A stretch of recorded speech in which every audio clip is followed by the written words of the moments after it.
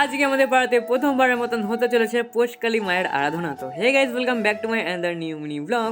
তো আজকে আমাদের পাড়ায় ছিল পোষকালী পুজো, তো তার জন্য সবাই মিলে তোড়জোড় করে কাজ করছিল। আর এদিকে আমরা সবাই মিলে বড় কাকার ভ্যান নিয়ে বেরিয়ে পড়েছিলাম গঙ্গা স্নানে যাওয়া বলে, কারণ কালী পুজোর উপোস করলে গঙ্গার স্নান তো অবশ্যই করতে হবে। কিন্তু এই ঠান্ডার মধ্যে সবারই ঠান্ডা লাগছে, আর ভিডিওতে ভয়েস দিতে গিয়েও আমার ঠান্ডা লাগছে, কারণ আজকে খুবই বেশি ঠান্ডা পড়েছে। তো সবাই মিলে যাচ্ছিলাম, এখানে তো আমি একটা গেঞ্জি পরে যাচ্ছিলাম আর ভাবছিলাম যে এই কী ভুল করলাম, এত ঠান্ডা। আর ফাইনালি গঙ্গার ঘাটের এখানে আমরা চলেও এসেছি। গঙ্গার ঘাটে আসার পর সবার একটাই কথা, এত ঠান্ডা দিলে কিভাবে স্নান করব, কিন্তু স্নান তো করতেই হবে কারণ সবাই এখানে উপোস। তো গঙ্গায় এখানে কেউ নামেনি, সবাই ওপর থেকেই বালতি দিয়ে স্নান করেছিল। তো অলমোস্ট সবার স্নান করা এখানে কমপ্লিট। আমরা আবার মোটর ভ্যান করে বাড়ির দিকে চলে এসেছিলাম। তো বাড়িতে এসে একেবারে বেরিয়েছিলাম রাত্রেবেলায়। আর সুন্দর দেখো লাইটিংটা, আর এই দেখো অভির কার্যকলাপ কি সুন্দর একটা কাজ করেছে, এখানে সুন্দর সাজিয়েছে যজ্ঞের জায়গাটা।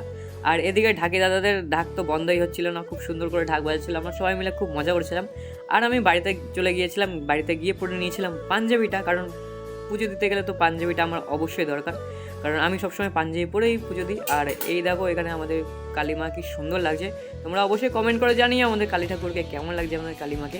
তো ফাইনালি এখন রাত 1টারও বেশি বাজে। তো এখন আমাদের অঞ্জলি দেওয়া কমপ্লিট হয়ে গেছে।